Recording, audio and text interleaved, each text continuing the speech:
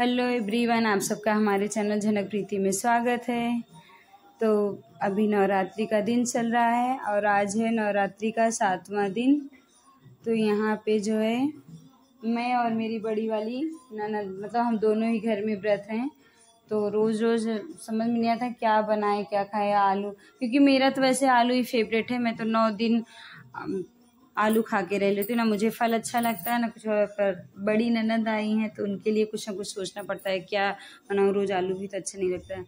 तो आज मैं यहाँ पे आलू की कचौड़ी, आलू की सब्जी और सिंघाड़ा की कचौड़ी बनाने जा रही हूँ। तो मैंने आलू उबाल लिया था, तो यहाँ पे जीरा और मिर्चा का तड़का लगाई हूँ।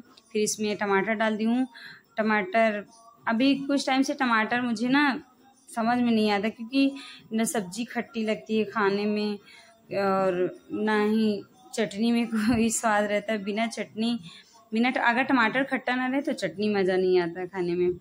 तो मैं यहाँ पे सेंधा नमक डाल चुकी हूँ। अब इसको ढक दूँगी थोड़ी देर के लिए। उसके बाद मैंने आलू एक्स्ट्रा उबाला था, क्योंकि सिंघाड़े के आटे में भी आलू की ज़रूरत पड़ती है। तो अब यहाँ पे जो है मैं अपनी सब्ज़ी को ढक दी हूँ। फिर थोड़ी देर के लिए, जब तक मेरी सब्ज़ी मतलब टमाटर पक रहा है, तब तक मैंने आटा को, मतलब आटा में, सिंघाड़े का आटा में आलू मैश कर लिया था। तो उसमें मैं जो है जीरा और हरी मिर्च, थोड़ी सी धनिया डाल के और सेंधा नमक डाल के मैंने सान के रख दिया था। मुझे नहीं पता था कि मतलब पहले से उसको नहीं रखना चाहिए। पानी तो नहीं डाली थी, क्योंकि आलू से हम पहली बार नहीं दूसरी बार बनाई हूँ।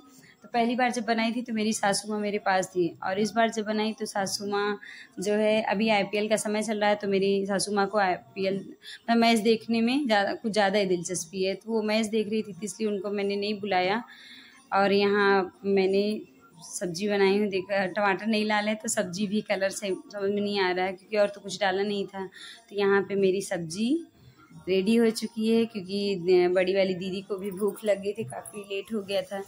बच्चे स्कूल जाते हैं तो टिफ़िन बनाना, फिर पूजा करना, फिर उसके बाद खाना बना के तब नाश्ता बनाना अपने लिए, दीदी के लिए। तो यहाँ पे मैं सिंघाड़ा की कचौड़ी बना रही हूँ। तो आप सब देख लिए। मुझे नहीं पता था कि पहले से अगर आटा सान के रख दो तो नमक डालने से, गर्मी का मौसम है तो आटा जो है गीला हो जाता है। तो मम्मी मेरी सासू माँ थोड़ी देर में आके बोली कि पहले नमक नहीं डालते हैं सारे आटे में, जितना बनाना हो उसी हिसाब से अपने अंदाज से नमक डाला जाता है, कि ताकि लोई बनाने में कोई दिक्कत ना हो। फिर मैंने यहाँ पे साबूदाना की खीर बनाई है अपने लिए, इसमें इलायची डाली हूँ और बाकी कुछ नहीं। और बड़ी वाली दीदी के लिए आलू फ्राई की हूँ। तो प्लीज़ आप सबको हमारी वीडियो पसंद आए तो लाइक, कमेंट, शेयर और सब्सक्राइब करना मत भूलिएगा। जय माता रानी। Bye bye.